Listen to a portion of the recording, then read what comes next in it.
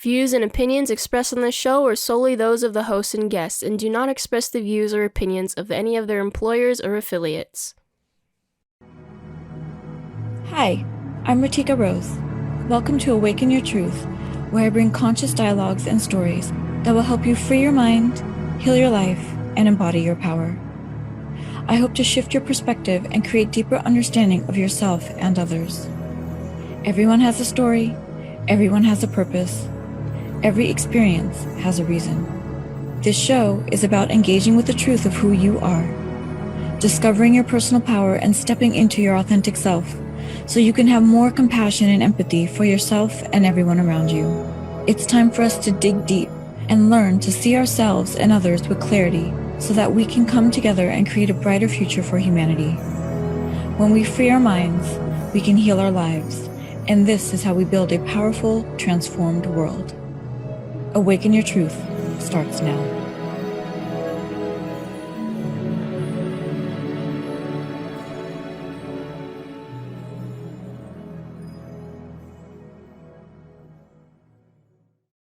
Hello, everybody. Welcome to Awaken Your Truth with me, RiTika Rose.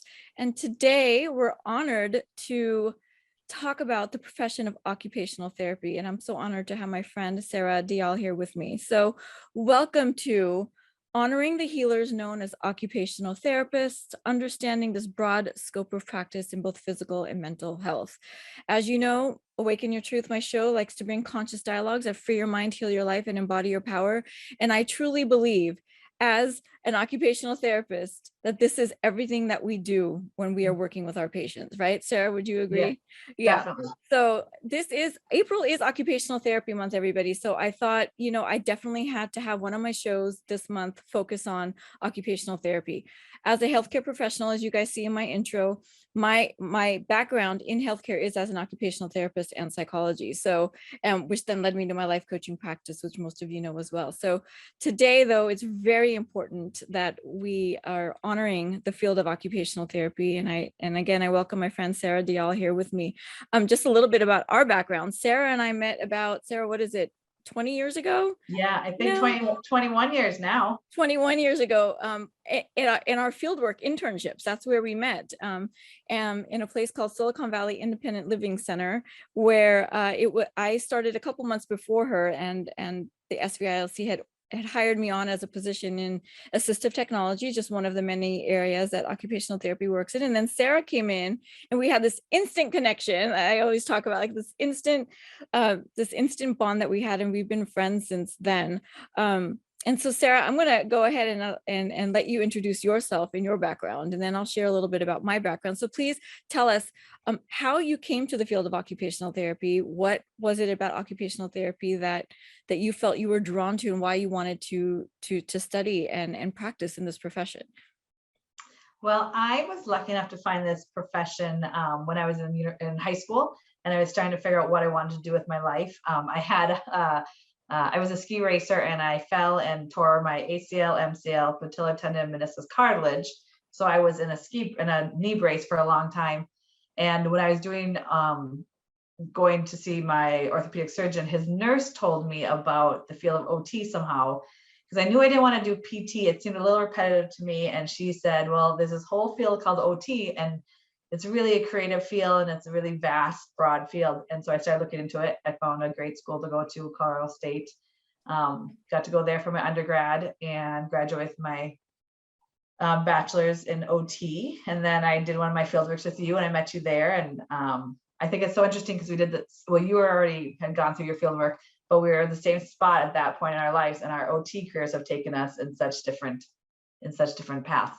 It totally has. And actually, I wasn't done with my fieldwork. They offered me a position while I was there, and the university had to approve that I was working while also, finishing my internship. It just so happens that the field of assistive technology also is under the occupational therapy profession. But yeah, and tell us a little bit about your background. So after that, and how did your career take you?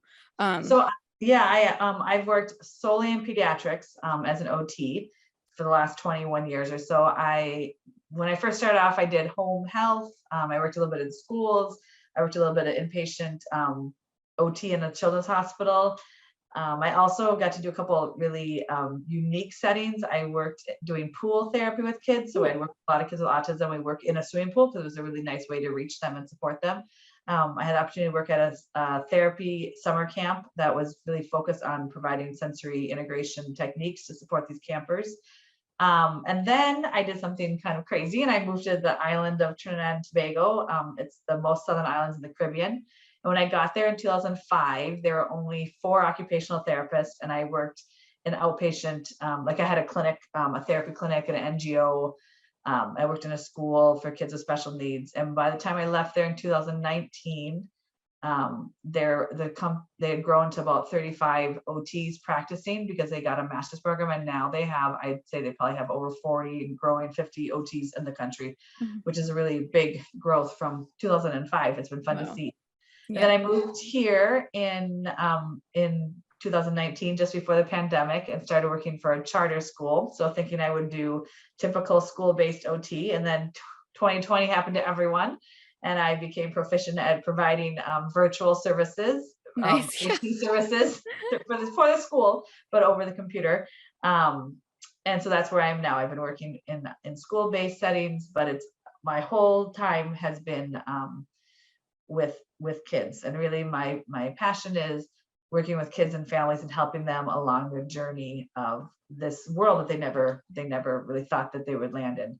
And the thing I think that's interesting about disability is it's a minority that you never know when you'll become a member of this minority, because you might, like personally, my dad, he had a stroke at around 68 and he's doing great and walking, but he was never in the disability community, and now he is. And and isn't it great that we as our children of our parents are occupational therapists, and we can support them as they're aging with their different ailments, which if you don't mind, I'm just going to jump into what areas in occupational therapy I focused on. So as Sara mentioned, although we did our internships together 21 years ago, our professions took us in totally opposite directions. So while Sara has been focusing in pediatrics and the childhood population, my entire career has focused in adults and geriatric population, right? So just a little bit about myself. I was an assistive technology specialist, but then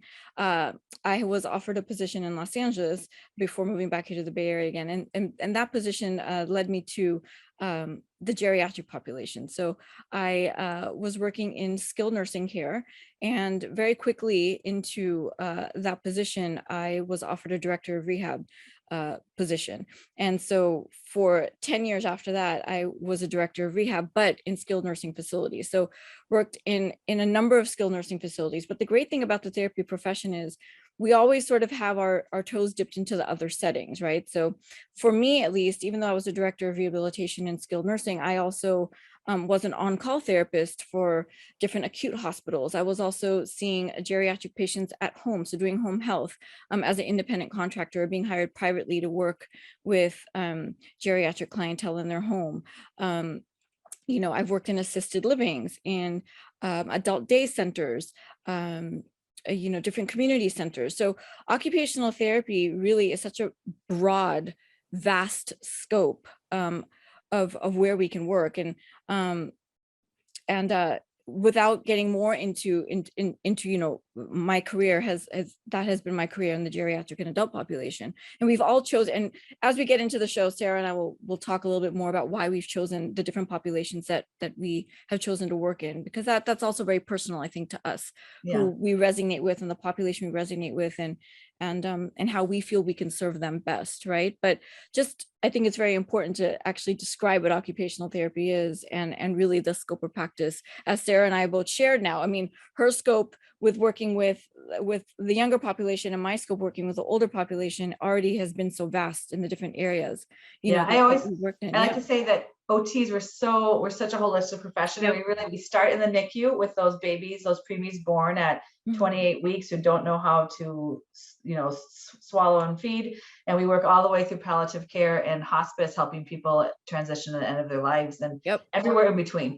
OT everywhere. It's full lifetime. So just a quick description, right? Occupational therapy focuses on treating patients who are recovering from a range of ailments, physical, mental, developmental, and emotional, which impact a person's ability to perform activities of daily living. So really the focus of occupational therapy is helping our patients learn or relearn how to maximize their activities of daily living and really improve their quality of life overall. So when we're talking about improving quality of life overall, it is, like as Sara said, truly holistic. It is truly holistic in nature. The goal of occupational therapy is to empower the patient with the ability to have agency. I think this is so important, agency over their own life, right? And that doesn't matter. It doesn't matter what age group that is, but agency over your own life, right? By helping a patient to learn, as I said, learn or relearn how to perform the various tasks associated with daily living in the home, in their workplace, socially, or volitionally. Occupational therapists aim to restore and maximize the patient's independence and enhance one's quality of life. So as I mentioned there, activities of daily living in their home, in their workplace, socially, and volitionally. These are all of our daily activities, right? Our daily activities are based in, most importantly, in our home and our work settings, right? And but then our social life is so important. And that's where the emotional and mental health aspect, and also the physical aspect of occupational therapy come in, right? Because everything about occupational therapy is based on functional performance, occupational engagement, right? So if anything is affected, whether it's physically, mentally, emotionally, something in our functional performance is not operating at the optimal level, right? And that's where occupational therapy comes in. So I think, Sara, what's really important, I think, to talk about with the audience, and I hope the audience understood, really got the description of what occupational therapy does, but what are some misconceptions about occupational therapy? Because I personally feel, that our profession is so misunderstood, right? And I have so many examples. I have some bullet points here that I can share. Maybe I'll share them first and then you can jump in after that. But like, it's so misunderstood, right? And I don't know how many times in my 23 years of my career as an occupational therapist and a director of rehab have actually sat doctors down or sat, family members down, or even sat friends down to say, hey, listen, this is what occupational therapy does. This is the scope of what me and my colleagues do, right? So some of the common misconceptions is that occupational therapy helps you find a job, right? Right? So because the term occupation is in there, right? But occupational therapy, what occupational really means in the term occupational therapy is not the job of an occupation. It's occupation. The second definition of occupation, if you look it up in the dictionary, right, is the act of doing. Yeah, things that are important to you in your life. Those are your daily occupations. And we all have our personal things that we like to do, and that's what our occupations are. Totally. And so that's one of the misconceptions, right? Is that occupational therapy helps you find a job, because people don't know the second definition necessarily always, that what occupational really means. So occupational is not just your job or your work. It's everything that we do in our daily lives, right? And parents get really confused with that too, because they're like, I don't know, I got referred to you for occupational therapy. My kid is 3. And then you have to explain, well, your occupations don't mean your job. They mean 3-year-olds playing, helping a little, like picking up their dishes, putting their clothes away, having relationships. Those are their occupations. Exploring, learning, growing. So important, right? So please, everybody, understand occupational therapy. While we do work with you in your workplace and help you enhance your performance in your workplace or with your job or your career, if you're having any issues with that, we're not helping you find a job. But in the volitional aspect of occupational therapy, in which we'll get into the volitional programs that we work in, we do work on helping people develop skills that are important to them in order to help them find or seek out a career that they're searching for, right? So that is something that occupational therapy also does, but it's really laser focused on what are your volitional skills, right? What's of interest to you, right? So that's one misconception, right? Second misconception is, and I love this. Oh my God, I love this. I don't know how many doctors have come up to me and say, so yeah, you work with the hands, right? And they literally do this gesture with their fingers. It's like, and I was like, part of what we do is that, but that is a hand specialist.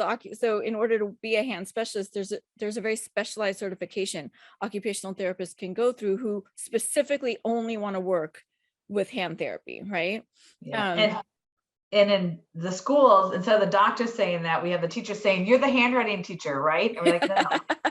So we have teachers saying handwriting, we have doctors saying you just work with hands. So you got to educate Right? them. Yes. And so I don't know how many times I've sat down, at least in my places of work throughout my career, and I said, do you have a few minutes? And I'll sit them down at the nursing station and I'll say, let me explain the scope of occupational therapy to you. And like, it'll be like this 20-minute conversation. And they're really Amazed. engrossed in what I'm saying. Yeah. And they're like, we had no idea. Thank you for explaining this to us, you know? Sarah, I'm sure you've had similar conversations, you know? Sure. Yeah. Well, and I think as OTs get embedded in schools more, they teachers in this admin, they come to realize that we help with kids getting regulated so they can sit in class. I have a bunch of kids who are transitioning to 6th grade, so we're working on a lot of executive functioning skills because they're going to go from a really safe little elementary school and now they have to have different classes everywhere and their notebooks are a mess in their bag and they don't know how to organize their locker. And so, yeah, it's not just the fine motor in the hands, which is one area we work in, but those cognitive skills really, I think, have been an emerging practice area where we're working so much more on, executive function skills. Yeah, that's so important. And I think, like, to the next point that I was going to piggyback on that, but I think I'll piggyback on this misconception is that occupational therapy isn't nearly as important as physical therapy. Now I know different for school-based versus in all the settings I've worked in. So when you're looking at the hospital settings, the nursing home settings, the assisted living settings, the home health settings, right?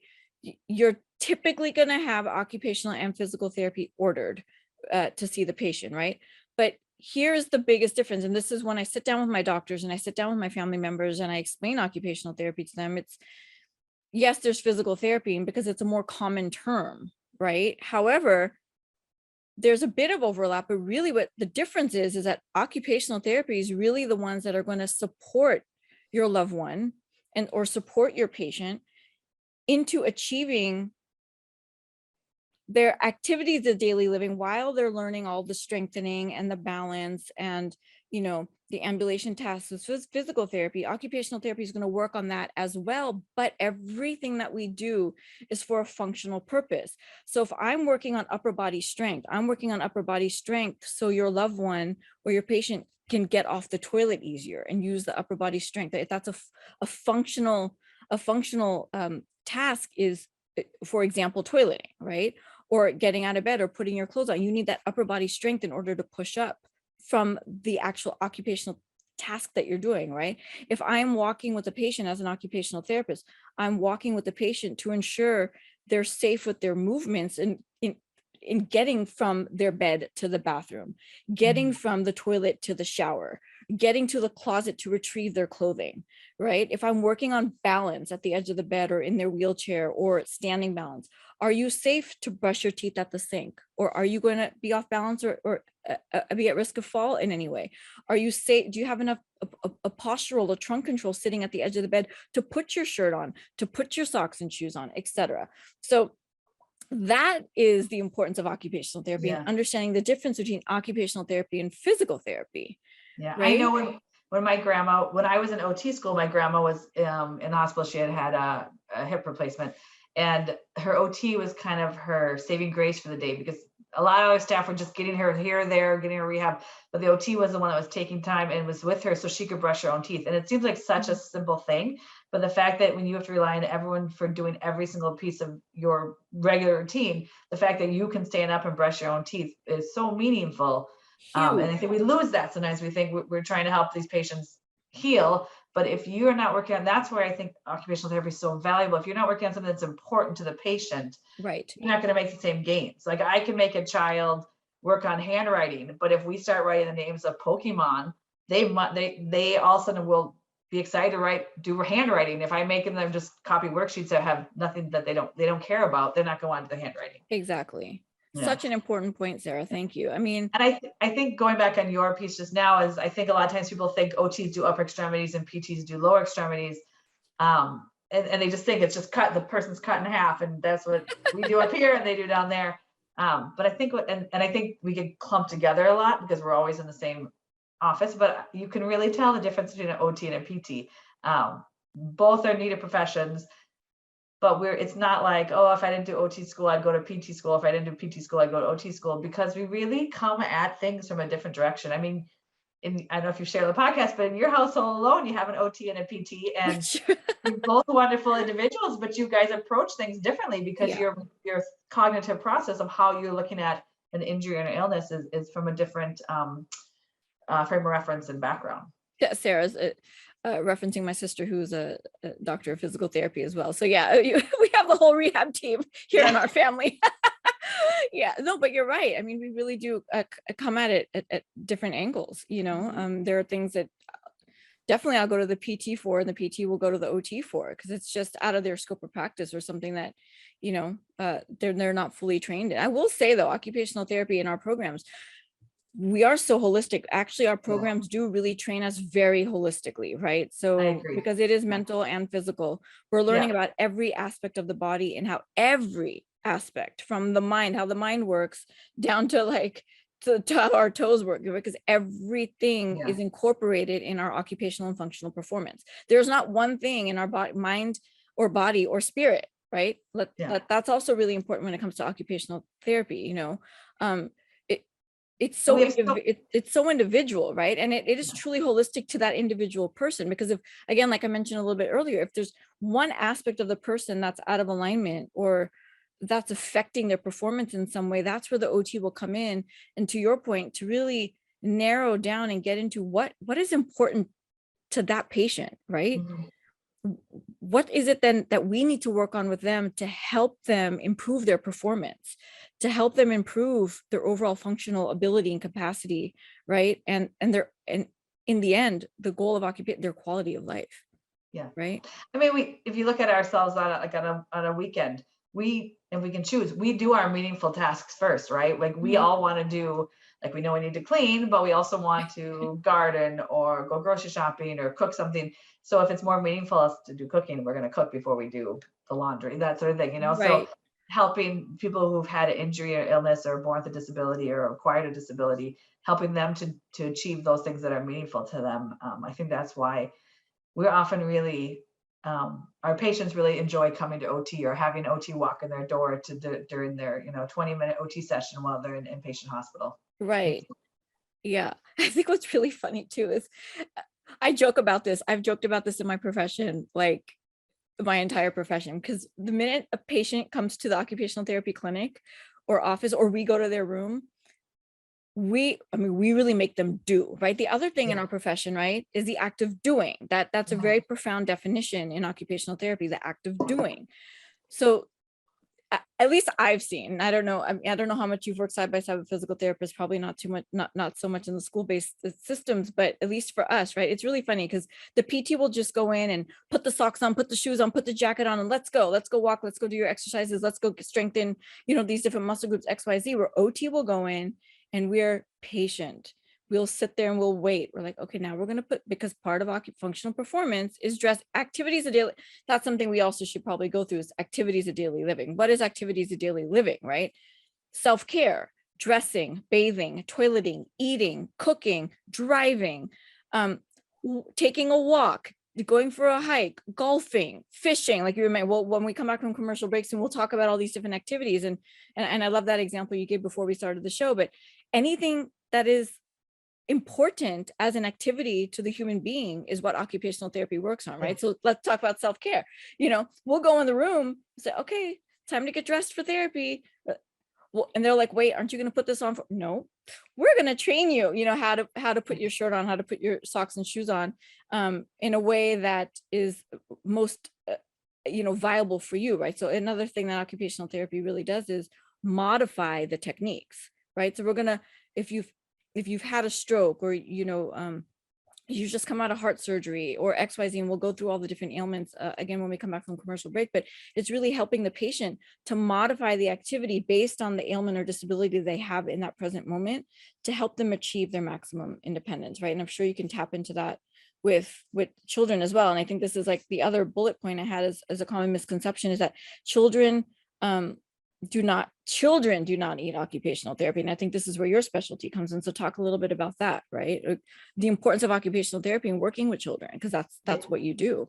Yeah, well, I have lots of people say, well, my kid doesn't have a job, and I say, well, their job is school. Like, that's their job right now, or their job is playing with their friends, or being part of a family, or feeding themselves. Little kids even taking their shirts off. Like those are all their occupations. And but the most important thing I think for a child is their occupation is play, and a lot of times that is a piece that I found that we're really starting to expand and grow and help parents find how to play with their kids, because you know how to play, you think you know how to play with your kid when they're neurotypical, but then also you have a child with a disability or with autism or something like that, and you have to approach things differently. And that's helping families realize, because I think, and like with play too, it's not just the physical aspect. How important is that for psychosocial as well? Yeah. Right. Mm-hmm. Right. And the emotional well-being of a child. Yeah, because if they're struggling to connect with others, or if we're misreading their cues because they're misreading our cues, how can we help us all come together and create an environment that's really supportive of that child, so they can feel successful and empowered and willing to try the next hard thing that they face. I love that. And I think this was not in my bullet points to talk about, but when I said the word psychosocial, I think this is really important to share. I've shared this story with you just recently. I had a conversation with some other healthcare professionals. I don't think really understood occupational therapy and the scope of what we do and how important it is. And literally, one of them came at me saying, we had somebody that was very depressed, right? And so part of what we were working on was the depression, and how working on the coping skills and the strategies to work through the depression, so this individual could then participate in their other functional daily activities, right? Because what we have to understand on a mental health level and emotional level is that if there's something that's being triggered emotionally, right, that is going to affect how we function physically. Exactly. It is absolutely correlated with each other. And that is another really common misconception about occupational therapy, is that I don't think that most people don't understand how involved we are with the mental and emotional care of a human being. And so, the conversation was, well, you're not a social worker. You don't work on psychosocial skills. So why are you addressing these areas? And then social work is a whole other, area in healthcare. But I said, no, I'm not a social worker, but I am an occupational therapist. And it absolutely is under my scope of practice to work on psychosocial skills. We are trained both physically and mentally to work with a patient, because everything about a person is incorporated with how they perform. We work with the whole person. So we can't section it off into just this or just that, because really we, like you said, we're working on mind, body, and spirit all together at all the times. Yeah. So yeah, I think that's a great way to wrap up this first segment. And after commercial break, we're going to come back and talk about the different settings that occupational therapy work in, because I think that that's really important. There's so many, and I think the audience will be really amazed to hear about the different settings that occupational therapy work in, and how broad the scope of practice is and what we do in each of these settings. And then also, Sarah, maybe we'll give some tips, and tricks of what we do with occupational therapy in these settings and the different patients that we worked with throughout our careers. So thank you for listening, everybody. Hope that you have started to understand occupational therapy on a deeper level. And we'll be right back. Thank you so much for listening. Tag Your It takes you on a journey of 8 life mastery skills that will help you step into your power and become the leader of your own life. Inspiring, real, insightful, and therapeutic, the pages help you discover deeper awareness, understanding, and relationship with yourself and others. Give yourself permission to live life through your authentic self. These steps can be used in your personal, professional, and social life. Order your copy now on Amazon. All right, welcome back to Awaken Your Truth with me, RiTika Rose, where I bring conscious dialogues that free your mind, heal your life, and embody your power. Today, I have my special guest and dear friend, Sara Deyal, with me. We're both occupational therapists. I forgot to mention, I'm wearing my medical coat today in honor of occupational therapists, and a profession that I've been in for 23 years. Sarah's been in the profession as well, 21 to 22. Well, I guess 22, I guess. Yeah, right behind you. You're right behind me. Yeah.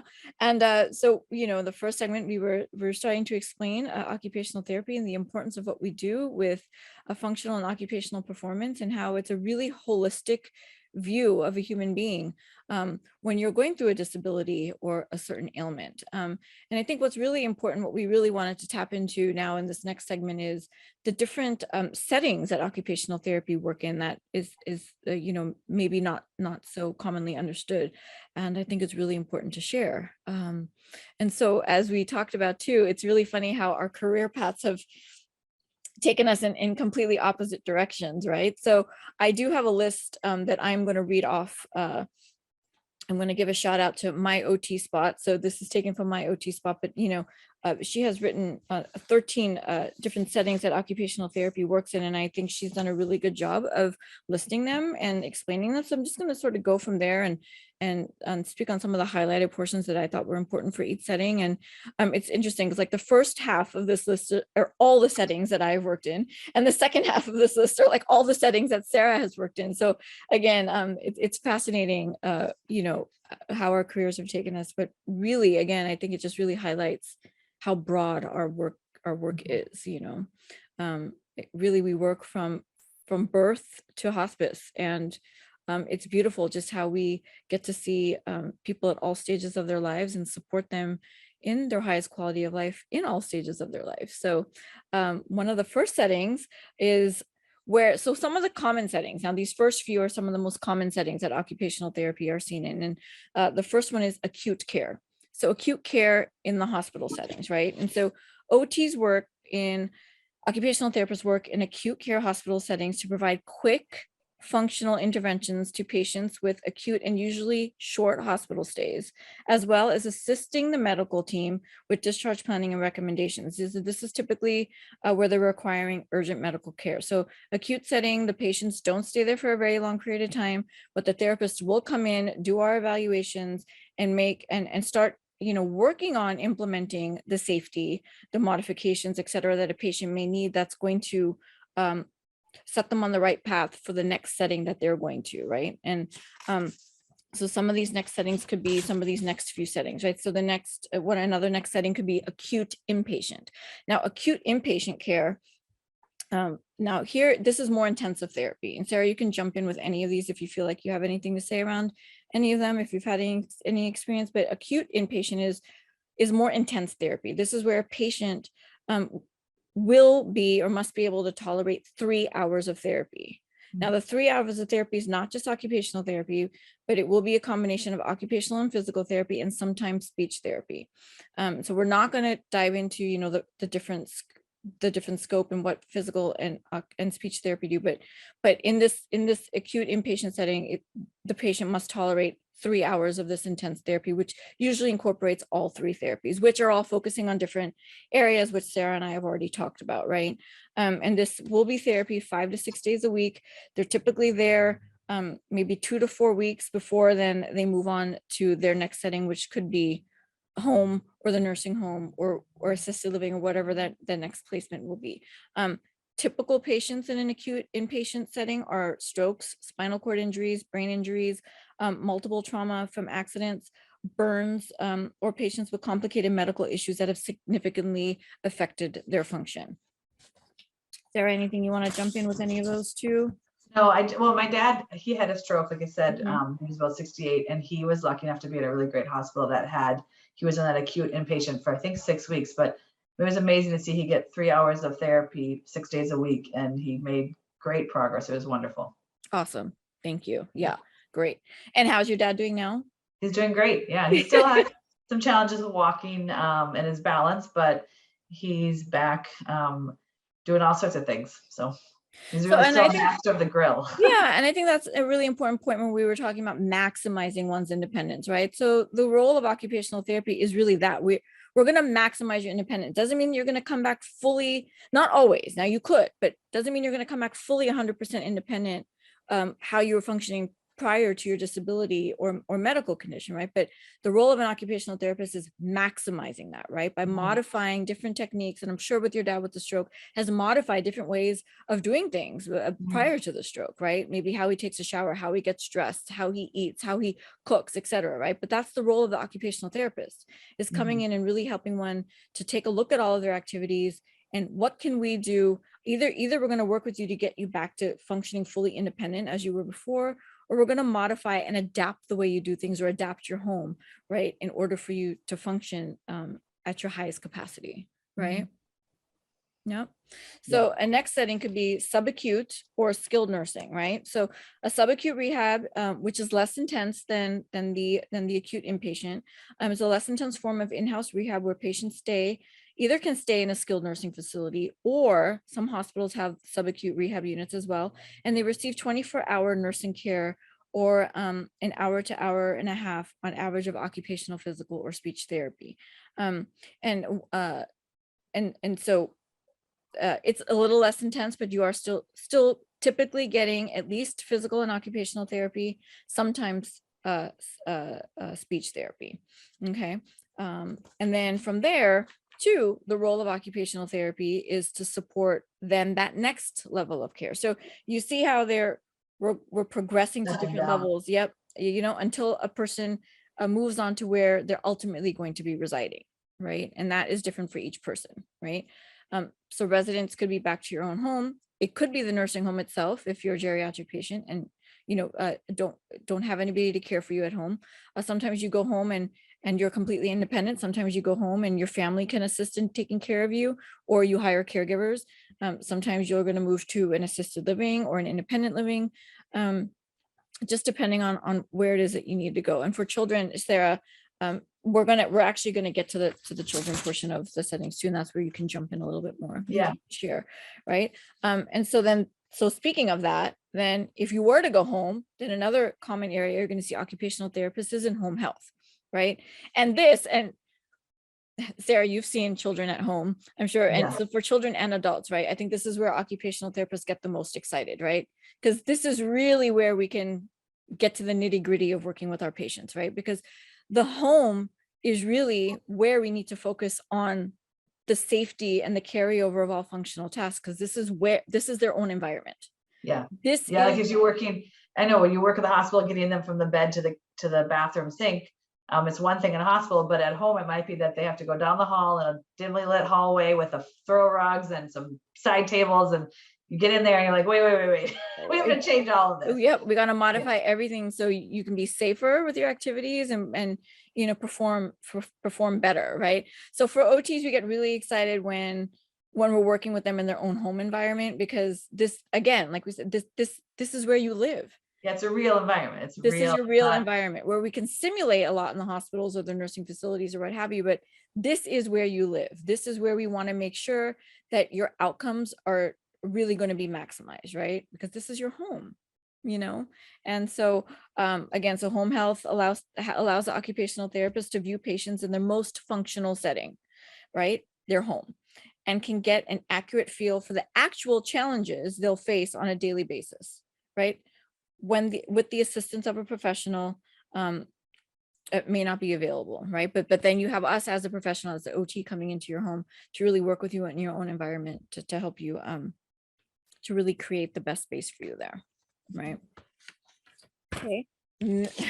Hand therapy, which we always talked about. So another, the common misconception that we only work with hands, but then hand therapy is also it is a place, and it is a very common area for occupational therapists to work in, because they're highly specialized area that I know it's very difficult to pass your boards for hand specialties. It's a certified hand therapist or the CHT. So you've got a hand therapy is a specialization of outpatient therapy in which the occupational therapist with advanced training on the upper extremity treats individuals that have upper extremity impairments affecting their function.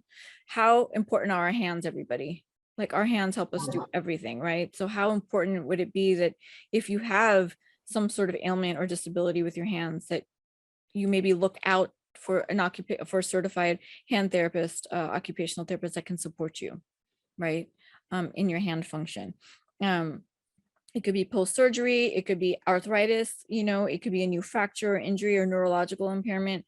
So the benefit of an occupational therapist who's a hand specialist would be great to look up, in case there's anyone here listening, or anybody that loved ones that have any hand impairments. The next would be neuro outpatient. So neuro outpatient therapy, super important. OTs treat individuals affected by stroke, brain injury, spinal cord injury, Parkinson's, multiple sclerosis, and other neurological impairments that contribute to a decline in function. So you can imagine with any of these neurological deficits, right? Adults and children. I mean, children have neurological deficits as well, right?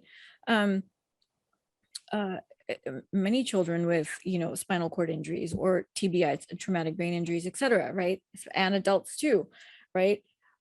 Having occupational therapists to come in to really take a look at mind and body holistically, and all the various areas that we tap into in working with a neurological patient, right, to help their functional outcomes, right? And I think it really is, and this with neurological is very much incorporating everything mind and body. Yeah. Right. So again, the common OT interventions with a neuro patient, fine and gross motor coordination, upper extremity strengthening, activities of daily living, instrumental activities of daily living, which we didn't really get into much, but instrumental activity of daily living are all of the other areas of life, right? Outside of dressing, toileting, bathing, grooming, and hygiene, but it's doing your laundry, cooking, driving your car, caring for your kids, picking up your kids, caring for your kids, changing diapers. Yep, all of those other areas that are outside your basic activities of daily living. So all the other areas that we focus on that we sort of don't even realize how important it is until we've had an injury or disability or impairment, right? That you're like, oh, I can't do this anymore. So how am I going to be able to do this? But that's where the OT comes in to help adapt, modify, or show you different ways, or implement different adaptations by support of other people to help you to get through some of these areas that you can't do right now, until you can, right? Mental health. So the next setting, mental health. So important and very, very dear to my heart, as all the listeners know, because, mental health is very dear to my heart, right? I actually have a second degree in psychology. So, and I am a certified life coach, and I do, and I have my own healing and wellness practice as well, because I think supporting one through emotional challenges is just something that is my passion, right? That has become my passion. And the reason why I got into occupational therapy too, and I didn't mention this in the beginning of our show, but why I got into occupational therapy is because I always knew at a young age, and the audience knows here, I was bullied from kindergarten through college, right? So I know that everything that I've gone through emotionally as a child and into my adult years, right? So just understanding the importance of that, something in me was very instilled at a young age that I want to help and heal people. Like I just knew that at a young age, because I knew what I was going through, and I knew the support that I wish I had, right? Or the healing I wished I had, or the love and care that I wished I had, which I didn't. And so going through that, everyone's experience leads them to what their purpose is in their life, right? So my purpose for me was helping and healing people, for sure. At a very young age, I knew that that's what I wanted to do. And so I started looking into psychology, and I knew that I wanted to study psychology. But it's very similar to you, Sarah. We had a neighbor here that was doing occupational therapy at San Jose State here. And so they came over for dinner one night, and she was explaining to me, what the program was. And she said, but RiTika, not only are we working on the mental health aspect that you are interested in, but we're also helping people with the physical aspect. Yeah. Right. So and then she was explaining like how the mental aspect really supports the physical aspect, and really explaining to me how it is really a holistic approach, which then really struck, Yeah, I really enjoyed when in school, like our core classes before we started doing our specific OD classes, they were all the pathology, biology, chemistry, physics, but also it was the abnormal psychology, neuropsychology. We really had such a nice blend of both parts of the body, like we say, but, and then, then they became OT specific, but yeah, you really do get, you get training in both areas, and it's, leads you to becoming that holistic practitioner. Right, exactly. And I think it was because of that, what she was sharing with me, that I said, you know what, I really want to look into OT, and because this sounds really amazing to me as a profession, that we get to really work on the person as a whole. Yeah. Right. Because none of those if you're working in a neuro outpatient or even inpatient, we're always using our psych side of training, because 1000%. anyone who's experienced an illness or injury or acute injury or has a disability they're dealing with, there's that whole psych side of it, and thinking through and talking through and understanding and the changes and acceptance, and so we really have to use both sides of our skill sets all the time. Yeah, absolutely. And so some of the areas that occupational therapists work in mental health settings are, are actual hospitals that have the psych units there incorporated into their hospital. Like, for example, one of my internships was at UCLA at the Neuropsychiatric Institute. I was actually on the acute psych ward. And so my training was there. So actively working with patients that are coming directly from the emergency room into our acute unit, with they're in active stages of bipolar, they're in active stages of schizophrenia, they're in active stages of suicidal ideation. Like, I mean, they're in acute phases of hallucinations and delusions. They're in acute phases of wanting to take their life. They're in acute phases of manic or depressive episodes with bipolar. And those were the patients that I treated, and I've always, the mind to me is the most fascinating a part of our experience, I think. Yeah. Right. And until this day, I always say that was the one, that was the one place I wanted to get up every morning and get to work as early as I could, to see, what were we going to be working with today, and how were we going to support someone, into coming back into their true selves. And everything that I do as a life coach, right, too, is helping people to come back into their true selves, right, coming back into their reality, coming back to themselves, right, and healing that aspect of them, so they can come back to their life and start functioning again. So hospital settings, we also work with mental health in the school settings. Sarah, you can jump into that a little bit as well. And then also and as we all know, all the different rehabilitation settings that focus on mental health, right? Also, I think what's really important is the correctional systems in mental health. I got to do field work in a juvenile correctional facility in Colorado, and it was fascinating. We went there once a week, and we were teaching life skills, because we had young guys who would be graduating from the system at 18, and they maybe have been, it was a maximum security prison, and they had maybe been locked up since they were 12. They didn't know how to ride a bus, they didn't know how to pay rent, they didn't know how to talk to women or people who they're interested. They didn't know how to ask anyone on a date, because they'd been locked up, and their worlds were really controlled. And at 18, any 18-year-old, there's so much to learn when you're 18 and going on your own, much less when you haven't had much choice. And it was a wonderful field work. I learned so much. I always think I learned more than I think I taught, because as a student, you're still learning. But it was a fascinating to break down and think of why we do. It's an emerging practice area, but really OTs and in prisons really make a lot of sense, because we build those life skills. Absolutely. I think it's so important, right? I think that the vocational and the volitional aspects that we talked about a little earlier in the show is so important in those systems. And even in the rehabilitation centers that focus on the different mental health challenges or and I have addictions that people are going through, right? It's like, again, it's like coming back to, okay, who am I, and what are my interests in life? And how do I want to show up and function in life going forward when I come out of this, but that's what OTs really sit down and narrow down with the individuals of what are their interests. What is it that is important to you? Yeah, go ahead, Sarah. I have a friend who works she's mental health OT, but she works in a very specialized eating disorders clinic for inpatient for women. And she breaks down, when you have an eating disorder, you have to work on all the different parts of it, but you also have to learn how to, they work with nutritionists, but then to work on the diet and all that. But my friend works with helping them with just even going, this is where the OT piece is, like going into the actual grocery store and being able to be in there. And the dietitian maybe will say, like, we got to look in what can we buy for healthy foods, but the OTs are going to be looking at all of the emotional regulation and the self-regulation, and how are they handling it? Are they, anxiety increasing, all those different pieces. And she's such an integral part of that team, in such a specialized area, but really you needed, OTs are needed in all those different settings. Thank you for bringing up eating disorders. I mean, and yes, and how special,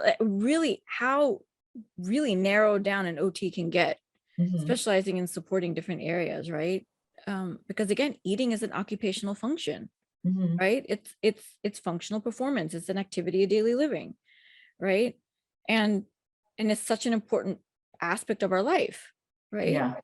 And so having an OT come in working on that, yes, and all the emotions that come around eating, right? And the process of eating, so important. Thank you for bringing that up. Yeah, so the mental health model, right? This model enables people with mental illnesses to participate in their community through employment, volunteer work, social and educational programs. Mental health occupational therapists typically work in the community setting, which can include group homes, clubhouses, after school programs, vocational programs, senior centers, correctional facilities, homeless shelters, and outpatient group therapy, for various different ailments that one goes through. So I love that. So thank you. And then there's academic and research. So OTs can go into academia, teaching, and then different research settings, right? If that's the area you've chosen to go into. Now we get into Sarah's nitty gritty, pediatric occupational therapy settings, right? So pediatric OTs can help children diagnosed with an injury, autism spectrum disorder, ADHD, Down syndrome, cerebral palsy, and other conditions to acquire skills that require to engage in day-to-day activities. Anything you want to say about that? Yeah, we start off with our babies in the NICU who need work on positioning. Maybe they're not latching on, they're not feeding properly, and there's a lot of times this combination of OT and speech working together. But even showing parents how to safely hold their babies, they're probably so scared, they're nervous, and it's such a stressful time. And then these babies, when they come home, and it's at home health, helping the parents figure out how to have them move around their homes and how to play and how to engage. It might be an outpatient clinic. Then as they get a little bit older and they go into a clinic, and there we have some of the clinics are just like these amazing places. I worked in one and when I did an advanced placement in LA, and it was the most amazing place. We have hanging swings and ball pits and zip lines, but helping our kids with, a lot of times our kids who are autistic or have sensory processing disorder. That's something when you're taking all the sensory input in the environment, and your brain, there's nothing physically wrong with your brain, but your brain is misinterpreting the information coming in.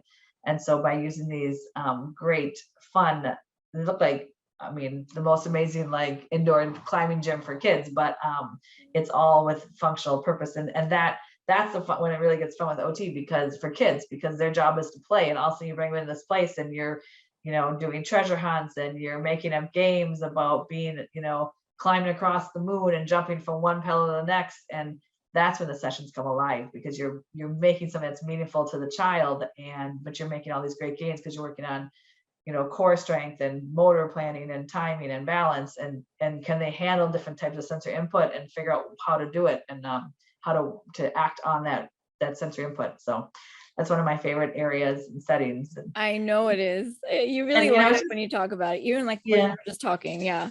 And it's fun to work on, getting a kid to learn how to put rings on a stacker, but if you can do it while you're on a big swing or jumping to crash on a pillow, it's a lot more fun. Now, the next was school system. So everything that you're talking about here, is that also in the school system? Yeah. So schools, you're going to be looking at, they're going to be at more educationally relevant goals. So all the stuff that we do when we're in a school setting has to be based back on a child's education and having them help access their education. Now, that's where the tricky part comes in, because we're so holistic. Like, I can argue a point that I need to be working on regulation, because if they're not regulated in my OT room, there's no way they're gonna be able to sit still in the classroom and learn, or executive functioning. So as much as it has to be an educationally relevant goal area, when you're with an OT, we're so relevant, we're so holistic that lots of things become relevant. Right.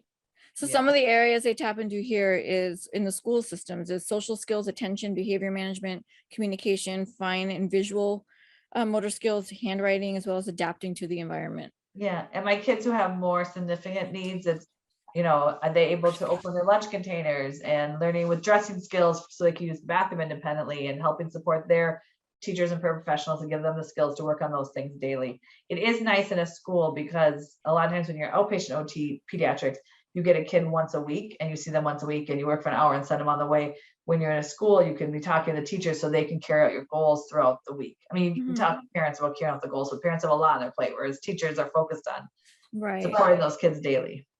Great. Yeah, and which brings us to the next point of outpatient pediatrics. Anything you want to tap into that? No, just really, sometimes the outpatient pediatrics is based at a hospital. Sometimes it's based in a private clinic. Sometimes it's more community based, but really all focused on, meeting with the families and meeting with the child and figuring out what their relevant goals are and making sure your sessions are focused on what is important to them. So you can help create that independence and build those skills. Great. Perfect. And then the next is hospital-based pediatrics. So the NICU, here they're saying, and I have not worked. So the reason why I have not worked in pediatrics or children. Again, everything I've worked on is in adults and geriatrics. And so this is Sarah's specialty here, but feeding, positioning, a lot of patient and caregiver education is what they're saying NICU is mostly based on. Yeah. Mm-hmm. Okay. And next we have early intervention OT. Sure, that's at birth to 3 when like I said, a lot of times when kids have been in the NICU, they kind of have a transition straight into birth to 3 because we know that they've already had a challenge in life, like they were born as a micropreemie or they already had feeding issues. But during that birth to 3 is also when we start seeing some more of the challenges, maybe some of these, like if a child's born with Down syndrome, we know we're going to refer them on to therapy because we know kind of some of the projections in life. But a lot of those other disabilities that you don't see until they start walking a little more or until they're talking or communicating. So getting in, and what's nice with birth to 3 and early intervention is a lot of times it is home-based. And so you're really getting a lot of parent education at that time. Excellent. Yeah. Great. Well, those were all the areas that I had. Any areas you think that I missed, Sarah? Well, I just think that OT is such a holistic, there's always going to be emerging areas to work in. And I think you did mention at one point, like homeless centers, homeless shelters. Like I said, I worked for a couple of years. I worked in pools. Like we had families who had YMCA memberships in Minnesota, and we would go do an OT session in the swimming pool with the child. And we were kind of half teaching swim lessons, but half we were also working on handling the sensory input of putting your face in the water and having water splashing your face and engagement and reciprocal play. So I just think that there's limitless opportunities for OTs. We fit in everywhere. We really do. Creative OT, you can position yourself in lots of different areas because our skill set allows us to support so many different types of people and individuals. Yeah, I love that. And I think that's a great segue to come back to after commercial break is the creativeness of an occupational therapist, because a lot of times we really do have to be creative. And I think what would be great to share when we come back is maybe some of we of course, because of HIPAA, we can't, share patients' names or what have you, but maybe just some examples of treatments we've given throughout our career that really stand out to us, where we know we've really supported them. And so you can really understand the depth of what we do with occupational therapists and really, how we develop our treatment plans and really just help the audience understand, from the beginning of occupational therapy, from evaluation to discharge, what it can look like. Mm-hmm. Okay. So, thank you for listening, everybody, and we'll be right back. Tag Your It takes you on a journey of 8 life mastery skills that will help you step into your power and become the leader of your own life. Inspiring, real, insightful, and therapeutic, the pages help you discover deeper awareness, understanding, and relationship with yourself and others. Give yourself permission to live life through your authentic self. These steps can be used in your personal, professional, and social life. Order your copy now on Amazon. Hello, welcome back to Awaken Your Truth with me, RiTika Rose, and my special guest, Sara Deyal. Today, we're honoring the profession of occupational therapy as healers and the broad scope of practice that we have in both physical and mental health. And to all the OTs listening and to all that are going to share this video, to occupational therapists, happy OT month. April's OT month. So I definitely wanted to have one of my episodes this month celebrate occupational therapy. So we realized that the last segment went pretty long. So we're going to just quickly actually just share a couple of our favorite our treatments that we've had throughout our career, or highlights of our treatments, just to give you sort of an example of what it's like when we're working with our patients, and what excites us and the passion that we have within our practice. And again, as you've mentioned, each patient is going to have a different ailment, disability, is going to have different personal goals. What an occupational therapist will look at when we start our evaluations is, what is your current disability? What is your current ailment? What was your prior level of function? Now, it might be different for children. I know in adults and geriatrics, like, how are you functioning before this particular disability or ailment? What are going to be your goals? How are we going to maximize those goals for you to get you to your highest level of independence and your highest quality of life, right? And so, and Sarah, for pediatrics and children, if that's the same, great. If not, if it's a little bit different, I know there's IEPs and things involved in that setting, but a little bit of what that is, and then we'll share our examples of some treatments that we've had with you, and then we'll go on from there.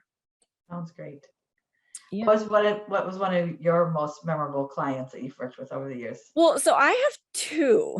So one of my other internships, so I mentioned earlier, one of my internships was at UCLA at the Neuropsychiatric Institute. And a second internship of mine was at Cedars-Sinai, also in Los Angeles. And I was on the cardiac floor. And what I loved about this particular story was the hospital gave me permission. A patient was admitted, and the hospital gave me permission to actually go in to the surgery. She had a triple bypass. So I was able to admit the patient from beginning, go to her surgery. So I was literally standing up for 6 hours over the head of the patient. And I was there throughout the entire surgery of a triple bypass. So from beginning to end of the surgery. And then take her back to her room after surgery. When she was ready for OT evaluation, as a student, I was able to do the evaluation, come up with the treatment plan and goals, do all the treatments before she was discharged home.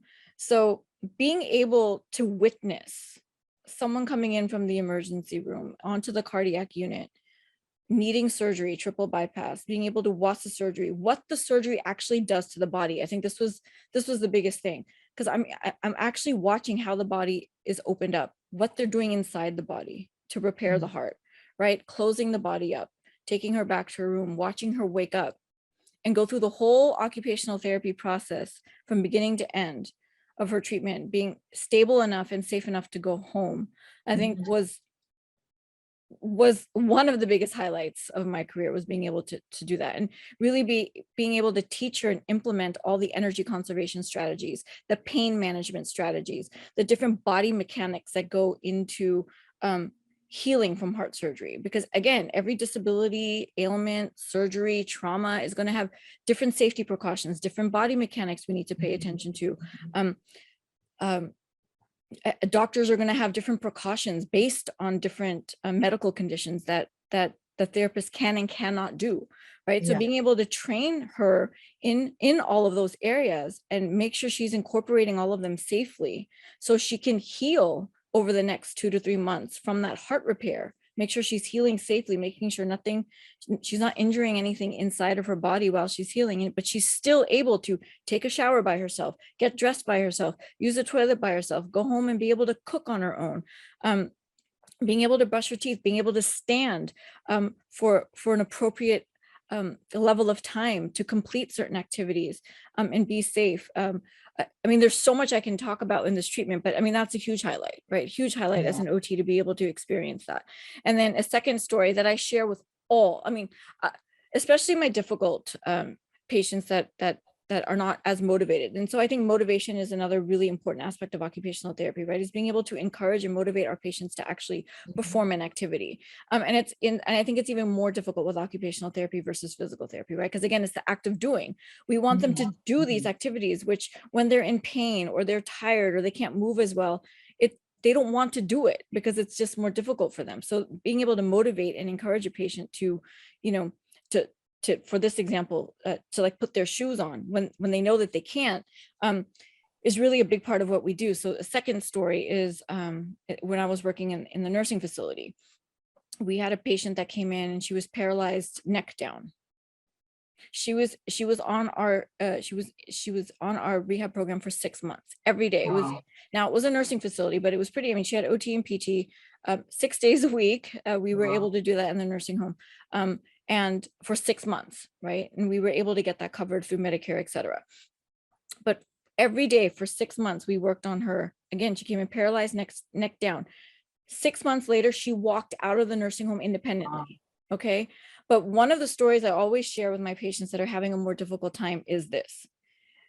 You won't see, and I shouldn't say that. I think it depends on the therapist too, but how dedicated and the time that they're willing to spend. But for me, for example, I remember when we were finally able, like 3 months in, we were able to get her sitting at the edge of the bed unsupported, right? So she could sit up at the edge of the bed without needing a back support or sitting in a wheelchair, what have you. Core strength. She's Her built up. core strength and her trunk control was developed where she could sit up at the edge of the bed. So now the next step for occupational therapy was training her in lower body care, right? Because now she had the ability to do so. In this one session, I remember I stayed with her for 45 minutes. 45 minutes I stayed with her to put one shoe on. One shoe. And I said, we're going to stay here until you put the shoe on. And like in a very loving, gentle, motivational manner. But she was also very motivated, right? She was finally to a place where, okay, I'm going to do this. But I spent 45 minutes with her to put on one shoe. But had I not spent that time to have her put that one shoe on and see that she could do it herself, even though it took her that period of time, but she was able to do it herself, everything thereafter that I was training her in with her self-care became easier for her. Because she's in her mind now, again, mind, body, I'm able to do it. If I was able to do this in my next sessions or over the next 2 weeks, now I'm going to be able to put on 2 shoes in 45 minutes. Then I'm going to be able to put my socks and shoes on. Then I'm going to be able to put my pants, socks, and shoes on. Right. So it's just the progress. Right. And to watch her after 6 months be able to come in with no function at all, but then to be able to walk out of the nursing home independently and go to her home to live alone. She didn't need any care. Right. That's amazing. Because of the work that we did. In occupational therapy and physical therapy, but in rehab in general. But as an occupational therapist, we're focusing on the self-care aspects and all the occupational performance. So spending that time with her to get that one shoe on and then being able to engage her in all the other steps for all of her self-care because she knew she could do it now. So I think those are, I mean, to me, it's so beautiful. And I share that story with all of my patients that are having difficulty or challenges, thinking that they can't do it. And I said, let me share the story with you because you can do it. That's great. Do it. So those are my stories and I love them. So Sara, yes, please. I've had, I love working with kids and I've had so many amazing kids and families I worked with over the years and they all stand out to me. But this one little guy I worked with in Trinidad, and when I went to Trinidad, still there's no public schools for kids with disabilities and there's limited private schools and then they're limited in what they can offer. And this little boy, he had really involved spastic cerebral palsy. And he was a tiny little thing. He has actually since passed away.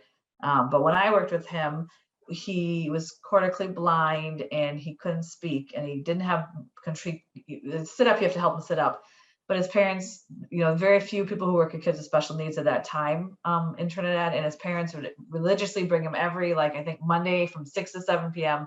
and we would do therapy. And, they trusted me and they knew that I was doing everything I could to increase this child's quality of life.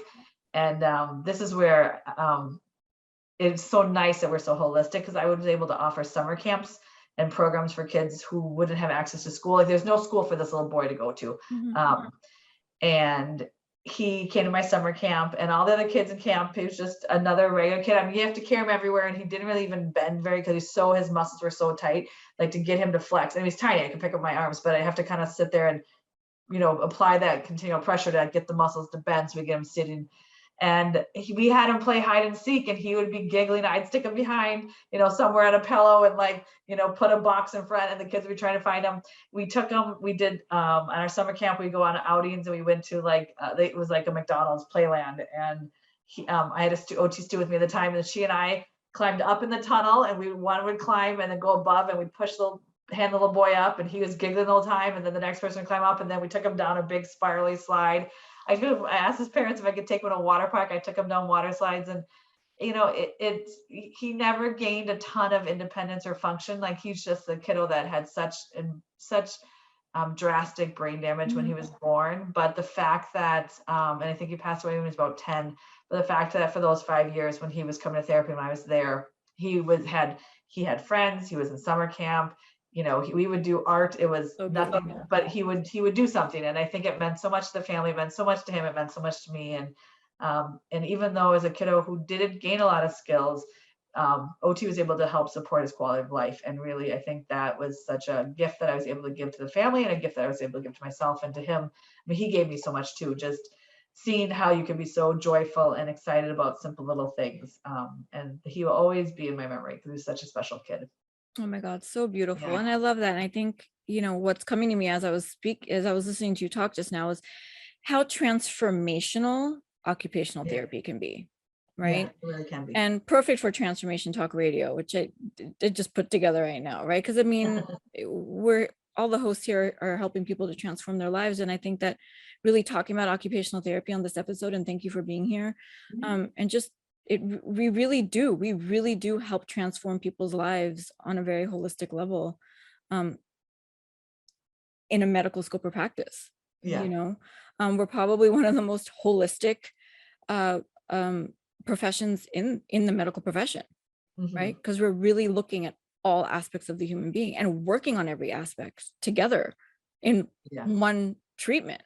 It's beautiful. It's beautiful. So thank you so much, Sara, for being on the show. Any last thoughts that you have? No, I just, I think if people out there listening and someone's looking at what they want to do for a career, I love being an OT. I mean, sure, there's days where you're like, oh, I have to write this report, or documentation, I think gets us all down, right? Yeah. But those treatment sessions and be able to use this blended profession of mental health and physical health, it's been such a gift to me to be an OT, because I really do love my career, and I can't imagine being anything else. Yeah. And I think for me too, I mean, I think just the outcomes that we're able to produce with the skills that we have through our training, and really, for me, everything is about quality of life, right? And living your best life and taking leadership of your own life. So I think that just the ability that I feel that I have too, with the patients that I work with and the clientele that I work with, is so beautiful that I'm able to incorporate these skills as an occupational therapist. And I think too, the education that we provide our patients' loved ones too, also can be very transformational and very supportive to them, right? To help them understand the mind and body on a deeper level, and how they can support their loved ones. So thank you everyone for listening to this very special show honoring occupational therapists and the healers that we are on such a broad scope of practice. Remember to always support your healthcare workers, your frontline workers. We love what we do, and we really are out here to really help all of our patients live their best lives. So thank you so much for listening. I hope that this was supportive to help you understand how beneficial occupational therapy is in the rehabilitation community and how transformational it is. And thank you again for listening. As always, gratitude, peace, and blessings. Thank you so much, Sara. Love and honor you. Thank you for all the work that you do, and for being the healer that you are, and for all the other occupational therapists out there that are healing as well. Thank you for listening. Thanks for having me. Bye-bye, everybody. Thank you for listening to Awaken Your Truth with me, RiTika Rose. I hope that you heard something today that sparked a shift in your perspective to free your mind, heal your life, and embody your power. The world needs love, acceptance, togetherness, and belonging.